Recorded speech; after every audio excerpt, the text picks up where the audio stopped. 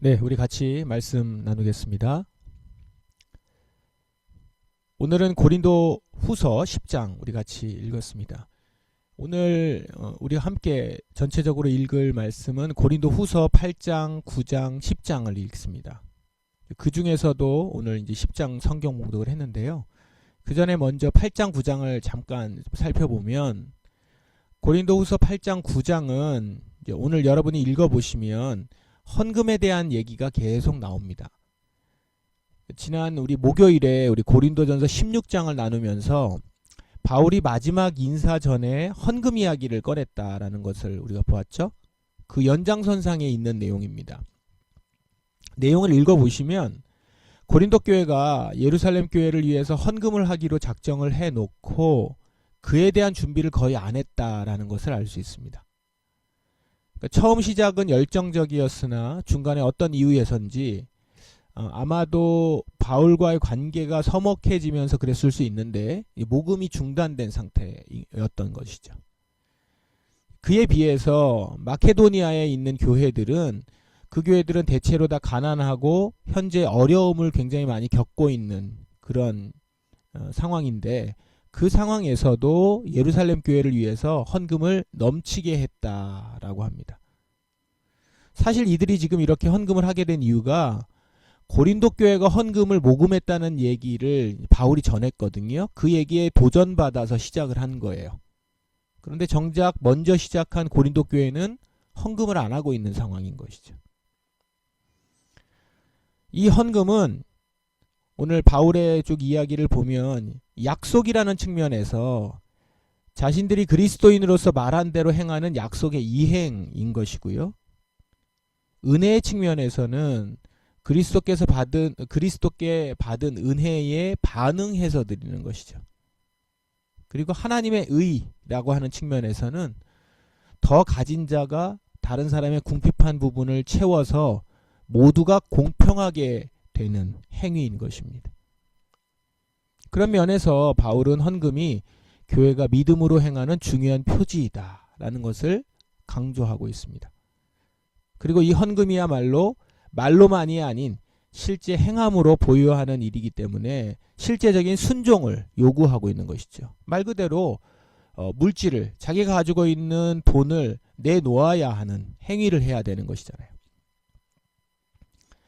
우리가 교회에서 목사가 헌금 강조를 많이 하는 것 때문에 시험 들었다 이런 말을 종종 하는데 바울은 지금 헌금 얘기를 몇 장에 걸쳐서 지금 하고 있습니다. 그런데 이런 종류의 헌금 강조는 꼭 필요한 것이다 라는 것이죠. 우리 교회도 이런 측면에서 물질에 대한 헌신을 중요하게 여기고 강조하고 있습니다. 이제 10장 내용을 좀 살펴보면요. 바울은 자신을 비난하고 사도적 권위를 무시하는 사람들에게 응답을 하며 자신의 권위가 세상적인 과시나 말재주에 있지 않고 그리스도에게서 받은 영적 권위에 있다라는 것을 밝힙니다. 바울은 대면할 때는 유순하지만 필요할 경우에는 교회를 바로잡기 위해서 담대하게 행동하겠다라고 말합니다. 굉장히 좀 강하게 얘기를 하죠. 바울은 자신을 오해하여 헐뜯으며 사역을 폄훼하는 이들을 그냥 두고 보지 않겠다라고 말합니다. 그러나 이것은 인간적으로 싸우겠다는 얘기가 아닙니다. 인간적으로 기분이 나쁘다. 나를 오해한 것이 화가 난다. 이런 것이 아닙니다. 그리스도인은 그렇게 싸우지 않는다라는 것이죠. 그러면서 이 영적 싸움을 이야기하는데 이것을 단지 개인적인 차원에서 다루지 않고 이것은 모든 그리스도인에게 해당되는 것이다 라고 하면서 영적 싸움의 이야기를 중간에 합니다. 그게 이제 3절부터 이제 보시면 되겠는데요. 3절 보시면 우리가 이 세상에 살기는 하지만 세상이 싸우는 것과 같은 싸움은 하지 않습니다. 이렇게 얘기하죠. 그리스도인의 싸움은 육체적인 힘이나 인간적인 방법으로 하는 것이 아니라 하나님께서 주신 능력으로 하는 영적 싸움이다 라는 것이죠. 바울은 모든 그리스도인이 이 싸움을 알아야 한다라고 말합니다. 오늘 이 부분을 좀 자세히 한번 봅시다. 바울이 대항하는 영적 싸움의 대상은 무엇입니까? 4절. 우리의 무기는 세상의 무기가 아니라 강한 요새라도 파괴하는 하나님의 능력입니다. 이렇게 나오죠. 여기 보면 강한 요새라고 되어 있습니다. 그러니까 강한 요새가 이제 우리가 대항해야 될 것이죠. 그걸 대항하기 위해서 하나님의 능력이 필요하다라고 얘기하는 거니까 강한 요새입니다. 이게 영적 싸움의 대상인데요. 그럼 이 강한 요새는 구체적으로 뭘까? 4절 뒷부분에 보시면 우리는 모든 이론을 파괴하고 5절 하나님을 아는 지식에 대항하는 온갖 교만한 생각들을 물리쳐 모든 생각들을 사로잡아 그리스도께 복종시킵니다. 이렇게 돼 있죠. 여기서 개역개정에서는 그 강한 요새가 견고한 지인 이렇게 번역되어 있습니다. 이 표현대로 보자면 상대는 악한 영이 아니라 악한 영들이 지배하는 영역인 거죠. 강한 요새, 견고한 진, 이게 요새, 진 이런 것처럼 영역인 겁니다. 그러니까 어떤 것을 강하게 붙잡을 수 있는 장소, 성체, 감옥 이런 것 같은 장소, 영역을 말합니다. 우리가 싸워야 하는 대상은 이렇게 악한 영이 지배하여 꽉 붙들고 있는 영역이다라는 것이죠. 그러면 그런 영역이 어떤 것들인가? 오늘 본문에 말씀드린 것처럼 세 가지가 나옵니다. 4절 후반부에 그리고 5절에 보면 먼저 우리는 모든 이론을 파괴하고 모든 이론이 나오죠. 그리고 5절에 그리고 하나님을 아는 지식에 대항하는 온갖 교만한 생각이 나오죠. 그리고 모든 생각들을 사로잡아 여기에 모든 생각이 나옵니다. 이 세 가지가 강한 요새다라는 겁니다. 이걸 하나하나 살펴보면 이제 모든 이론 이것은 사람이 실제로 믿는 것, 곧 사고방식을 말합니다.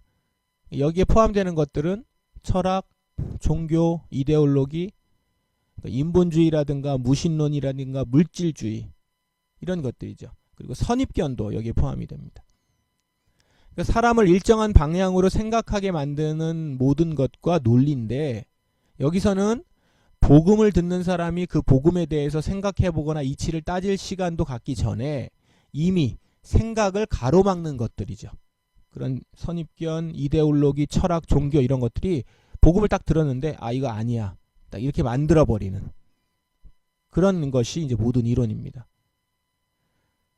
또 복음을 전하면 그 전한 바에다가 자기들이 이미 믿고 있는 것들이 있어요. 자기들이 믿고 있는 이론을 보태서 듣는 것이죠. 보태서. 그러니까 말하자면 복음이 들으면서 그래서 이 이론들 때문에 왜곡되는 겁니다. 그렇게 왜곡되게 만드는 것들, 이것들을 말합니다. 두 번째, 교만한 생각은 높아진 모든 것이죠. 높아진 모든 것이라고 이제 번역도 되어 있거든요. 높아진 모든 것이라는 의미인데 우리를 하나님의 위치까지 높이고 동등하게 놓으려는 것입니다. 그래서 결국은 내가 경배받길 원하는 생각, 자신을 높이는 모든 사고방식 또는 이론류의 사고방식을 추종하는 것, 이런 것들입니다. 이것은 눈을 가리고 부풀려 있고 삶의 중심이 오로지 나에게 있는 겁니다. 나 중심인 것이죠. 결국 내가 죄인이라 생각하지 않아요. 그래서 복음은 내가 죄인이며 내가 틀렸고 내가 불의하다라고 하는 것들을 인정해야 그 복음이 복음답게 우리 가운데 역사하는데 그게 안 되는 겁니다. 꽉 진으로 견고한 진처럼 이렇게 둘러싸여서 강하게 막고 있다라는 거죠. 교만한 생각. 세 번째는 이제 모든 생각입니다. 이것은 계획이나 설계나 방책 등을 말합니다. 이게 다 다른 단어거든요. 모든 생각 같은 경우는 노에마라고 하는 단어인데 이것은 사단이 믿지 않는 자들을 어둠 가운데 붙들어 두기 위해서 사용하는 계획들을 말합니다. 주로 계획에 대한 겁니다. 그 복음서에 보면 잔치에 초청하나 오지 않았던 사람들이 있죠. 그 비유에 보면 이 사람들이 그 이유를 어떻게 됩니까? 자기들이 해야 될 어떤 계획된 여러 가지 일들을 하느라 밭에 나가야 되고 결혼 계획이 있고 뭘 사야 되고 뭐 이런 거 있죠. 이런 계획들을 갖고 있느라 초청을 거절한 거거든요. 그러니까 이런 계획, 설계 등의 생각들을 말합니다. 여기에는 상처도 포함됩니다. 분노, 그리고 또 상처뿐만 아니라 내 안에 이렇게 계속 갖게 됐었던 감정들, 그리고 쌓여있는 선입견들, 이런 것, 이것들이거든요. 그러니까 이 음란함이라고 하는 그런 부분에서 선입견이라기보다는 감정들이죠. 그리고 우울함, 이런 상처들, 이런 것들도 포함되는 생각들이 이제 모든 생각이다, 이렇게 볼 수 있습니다. 자, 모든 이론, 교만한 생각, 모든 생각, 이러한 것들이 견고한 진 강한 요새다라는 것입니다. 불신자들이 결코 스스로는 여기서 벗어나지 못하는 것들입니다. 복음을 명확하게 보지 못하도록 가리고 있는 요새인 것이죠. 사탄이 꽉 쥐고 있는 영역이고 붙들어 가두고 있는 영역인 것입니다. 강한 요새는 불신자들이 스스로 벗어나지 못할 뿐만 아니라 우리의 힘으로도 결코 그것들을 이길 수 없습니다. 우리가 가지고 있는 무기로는 안 되는 거예요. 인간적인 육체적인 무기로는 안 되는 겁니다. 따라서 무기를 얻어야 합니다. 어떤 무기요? 영적인 무기인 것이죠. 세상의 무기가 아니라. 그게 뭡니까? 바로 하나님의 능력입니다. 여기서 능력이라고 하는 단어는 디나토스라고 하는 단어입니다. 신약에서 기적과 같은 큰 능력을 말할 때, 어떤 기적이 일어날 만한 큰 능력 있죠? 그런 능력을 말할 때 쓰는 단어고요. 우리가 아시는 분도 있겠지만 영어의 다이너마이트가 이 단어에서 나왔다고 하죠. 디나토스. 그러니까 폭발적인 능력, 이런 겁니다. 어떤 것들을 깨뜨릴 수 있는 능력. 그러면 이런 하나님의 영적인 폭발력은 어디에서 얻을 수 있습니까? 그 능력이 결정적으로 온전하게 드러나는 곳은 단 하나밖에 없습니다. 바로 메시아 예수의 죽음과 부활. 예수의 죽음과 부활에서 나타난 진리는 세상이 만든 사상체계와 사람이 생각하는 모든 생각, 계획을, 그리고 계획, 이것들을 파괴하고 물리치고 사로잡을 수 있는 것이다 라는 겁니다. 강한 요새를 폭파시키는 거죠. 세상의 모든 이론을 파괴하고 온갖 교만한 생각을 물리치고 모든 생각을 사로잡아 그리스도께 복종시킬 수 있는 능력, 예수의 죽음과 부활의 복음에 있다라는 것이죠. 사도 바울은 이 진리를 자신이 먼저 경험했습니다. 자신을 둘러싸고 있던 율법주의의 견고한 진이 부활하신 예수님을 만남으로 완전히 깨지거든요. 완전히 폭발하거든요. 그제서야 그 깨진 진이 깨져버린 그 사이에서 진리의 빛을 보고 주님을 믿게 되지 않았습니까? 지금 바울은 그 경험을 바탕으로 우리에게 이 진리를 전하고 있는 겁니다. 우리의 무기는 세상의 무기가 아니라 강한 요새라도 파괴하는 하나님의 능력입니다. 그것밖에 없습니다. 이 세상이 만들어 놓은 강한 요새는 오늘날에도 동일하게 우리를 감싸고 있습니다. 오늘날 모든 세대에서 이들과의 영적 싸움은 교회의 핵심적인 사명입니다.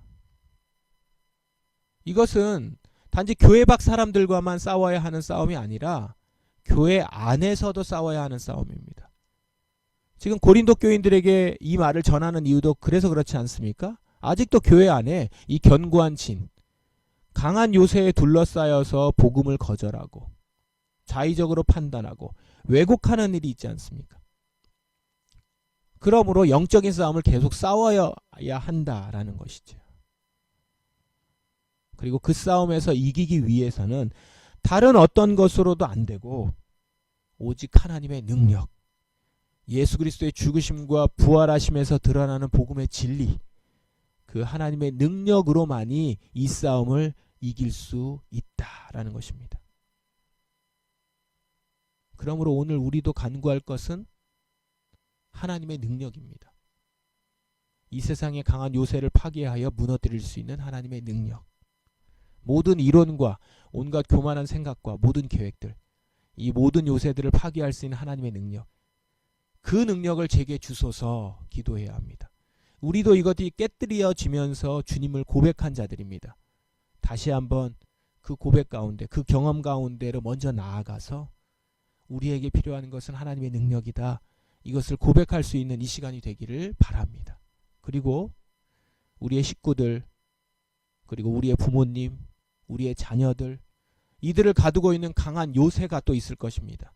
이것을 깨뜨릴 수 있기를, 여전히 그들을 사로잡고 있는 이념과 선입견을 파괴하고 순전한 복음을 거부하는 교만한 생각들을 물리치고 그들의 모든 생각들을 사로잡아 그리스도께 복종시키길 우리 기도해야 할 것입니다. 오늘 아침, 이 아침 이렇게 기도하며 주께 나아가십시다. 주님께서 우리에게 당신의 능력을 선사하여 주시고 사용하게 해 주실 것입니다. 이 시간 그것을 믿음으로 고백하며 주님께 간구하며 나아가십시다. 다 같이 기도하겠습니다.